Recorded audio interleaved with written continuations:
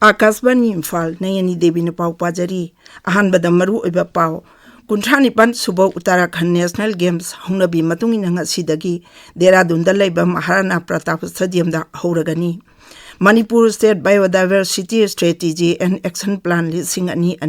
amuk hana yengsinaba stakeholder consultation workshop Imphal gi forest headquarter da pangthokli Pradhanmantri Narendra Modi ngasi ayuk Orissa gi Bhubaneswar da laiba Janta Maidan da Utkarsh Orissa Make in Orissa conclave hodok lagani amasung Bharat Railways na kilometer lising kulhumdoi sangba rail gi tali hena phaba mawngda senggatle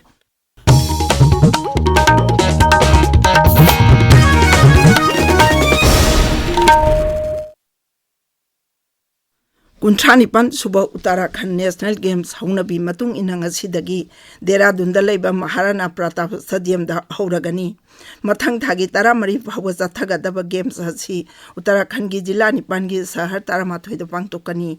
games asida tongan ba masana ni futareta athoi ahenta nagani National Games asi Pradhan Mantri Narendra Modi na hogdokani Games asigi ahanba sanagi takman nupagi triathlon masanada Manipur gi sarungbam athoba maitaina phangki haukiba nongmajing numita Haldani Golapara parda laiba Manskan Ratan Dalda Sanakiba triathlon masanada Manipur gi sanaroi telahiba soramna lupagi takman phangki Maharashtra gi Partha Mirajna senjengi takman phangki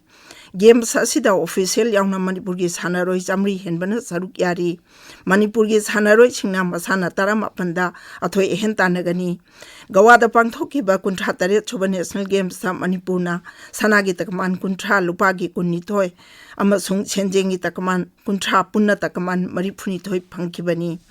ngasidagi hogadoriba kuntrani pan suba National Games sa saruk yariba Manipur gi sanaroi sing amidi official singda Mukhyamantri Nongthombam Biren yai faujel pirakli social media da thagatpa post amada Mukhyamantri na hai makhoi gi honaba kanba madi kathokpana Manipur gi mikchat purakpada natana hen pungning thogatpa oirasanu Mukhyamantri na hai Manipur asi sana khonabagi lamda hitoi chingdoiba asida sauthokjaba pokpaga loinana games asida raija si Hanaroi Chingna, Henma Saktopa performance Ulakani Haibagi, Tajabalay.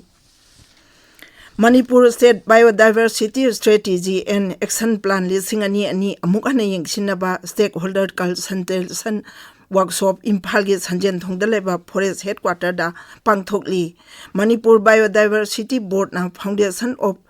Ecological Security FES through the Indo-German Bilateral Cooperation Project GIZ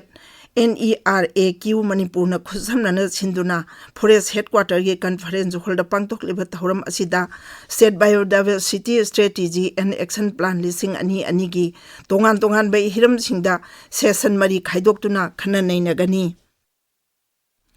Raija asida nongmada changdraba yadraba polam chimpuba malgari chamanga se ayuk jiribam dagi Imphal tamna changlakre gari singa dunga se ayuk pung 3 makhai dagi ahuduna humputaruk suba CRPF battalion gi kangbu amana ngak chenduna changlakhibani jiribam dagi Imphal tamna changlakhiba gari sing aduda petrol tanker kunmathoi diesel tanker kunnipan LPG gari kuntra taru mix sama FCI gi polam chimpuba gari ani cement puba gari ani punna gari chamani Marak asida National Highway kuntra taret amati National Highway kuntra mapanda ain kaiba pamdaba thodok sing thoktanaba security gi maikaidagi akanba chekjin tharang sing locally Capacity building of these homes ki makhada demand side management measures implementation hudopagi thoram Imphal gi North AOC da Hotel Imphal da pangthokani Manipur State Power Distribution Company Limited amasung Green Tree Global na punna sinba thoram asida Power Mantri Thongambi Sajit saruk yagani Idea thon competition grand winner lauthokpa amasung prize yen thokpagi thoram amang asi Palace Compound Imphal da leba City Convention Center da pangthok lagani thoram asi Imphal Smart City Limited na sinbani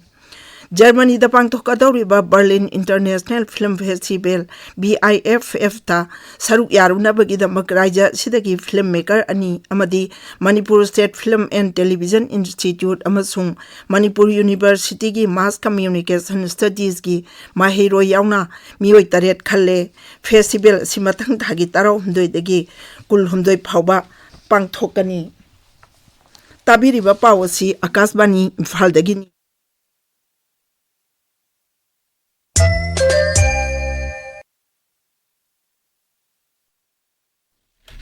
प्रधानमंत्री नरेंद्र मोदी नांगसी ओडिशा की भुवनेश्वर लेबा जनता मैदान दा Utkarsh Odisha make in Odisha conclave हौदोकलगनी प्रधानमंत्री की ओडिशा खोंगसत असी हंदके असिना अनिरक सुबनी श्री मोदी ना मफम असिमक्ता दा था सिगी मापन दा पांगथोकिबा भारतीय दिवस की तहरम दसु सरुक याखी उत्कर्ष ओडिशा असी ओडिशा सरकार ना थोबु ओइदुना सिनबा फ्लैगशिप ग्लोबल इन्वेस्टमेंट समिट नि थौरम असी लेबाक असिगी ओइना राज्य सिदा ख्वाइदिगी चांगवांगना सेल थादनबा अमदी इंडस्ट्रियल हब अमा हेन्नबनी थौरम अदुदा ओडिशागी मुख्यमंत्री मोहन चरण माझी केंद्र की मंत्री सिंह जुएल ओराम धर्मेंद्र प्रधान अमसुंग असनी बैष्णो सरुक यागनी प्रधानमंत्री नरेंद्र मोदी ना हाइरी नहा सिंह थेंगनरिबा खुदुंगजादब सिंह कोकहनबा सरकार असिना हौगिबा चही तरा असिदा तोंगान तोंगान बा थौरांग कया मरुम लौखटले न्यू दिल्ली की कारियापा पेरेड ग्राउंड पांगतोकपा चही की ओइबा एनसीसी रैली दा सरुक यारदुना प्रधानमंत्री ना हाई लेबाक असी चौखटनबा होटनबदा नहा सिंगी शक्ति यामनमक तंगाई फदे महांगना हाई हौखिबा चही तरा असिदा स्टार्टअप लाख अमली सिंयांखैरोम नहा सिंगना हुदोकी अमदी मखोई सिंग असी हौजिक मालेंगी मकोक थोंबा कंपनी सिंग ओइरी मुद्रा योजना नेशनल एजुकेशन पॉलिसी ना नहा सिंगबो स्कॉलरशिप लौबिगी खुदोंग जाबाय हेना लाइथोक हले लेबाक असिबो अमत ओइनबो होटनबदा मियाम पुन्ना होटनमिनबगी तंगाई फदब लई हाइरदुना प्रधानमंत्री ना हाई मियामना कॉलोनियल की वाकलोन थादोक्तुना चौखटपा भारत अमा ओइनबा होटनगदबनी मियाम के अमत ओइबगी वाकलोन चप चाबा फिबम हौजिक पांगथोकलिबा महाकुंभ मेलादा उबा फंगले एनसीसी कैडेट सिंबु थागतपा फोंदोकलदुना श्री मोदी ना हाई लेबाक असि सेंगबतनबा होटनबदा एनसीसी ना नाहा सिंगदे इथिल पिदुना लाकली महांगना हाई हौखिबा चही तरा असिदा एनसीसी कैडेट लाख तरा मरी दगी लाख कुंदा हेनगतले भारत रेलवेज ना किलोमीटर लिसिंग कुलहुमदोई सांगबा रेल की ताली हेन फबा मौंग सेमगतले थौरांग असिना रेल गाड़ी सिंह पुंग किलोमीटर 150 यांगना थौबा ngamlagani मसिगी मथक्ता रेल ताली लिसिंग यांखै मरी सेमगतुना पुंग kilometre 113 यांगना थौबा ngamnaba honorary Bharat railways ना हाई थौरम असी सिस्टम नाइन मफम खुदिंगमक्ता चपमानबा कनेक्टिविटी लेहनबगी दमक्तनी रेल की ताली अमदी इंफ्रास्ट्रक्चर मपांगल कनकट अनबा असिना रेल गाड़ी सिंगना मतम चंगदना चथोक चछिन तौबदा हेन खुदुंग जाहलगनी सेनबा चही असिदा अप्रैल दगी दिसंबर फावदा चादा मरी हेनगना सेल तानबा ngamlagani हाइना रेलवे मंत्रालयना मखा तारी मपाल थौरम मंत्री डॉक्टर एस जयशंकर नंगसी अबू धाबी की राइसिना मिडल ईस्ट सेशन हौदोपगी थौरमदा वांगांगनी श्री जयशंकर ना यूएई दा चटखिबा नुमित हुमनी की खोंगचत मनुदा इंडियन एम्बेसी ना अबू धाबी दा सिनबा हुमफुद्रा तरुक सुबा रिपब्लिक डे की थौरमदसु सरुक याखी थौरम अदुदा वांगांगलादुना श्री जयशंकरना हाई भारत अमसुंग यूएई अनिगी मरी हेन फगलकली यूएई सरकारना मफम अदुदा खुंदारिबा भारत मचासिंग द पीरिबा तेंगबांगसिंग श्री जयशंकरना थागतपा फोंदोखी महांगना हाई भारत मचा कोटी मरी दशमिक मंगारोम यूएई दा चही खुदिंग लम कोइबा चटली मसिना लेबाक अनिगी मरक्ता हेना फबा मरी थंबदसु अचौबा mateंग ओइरी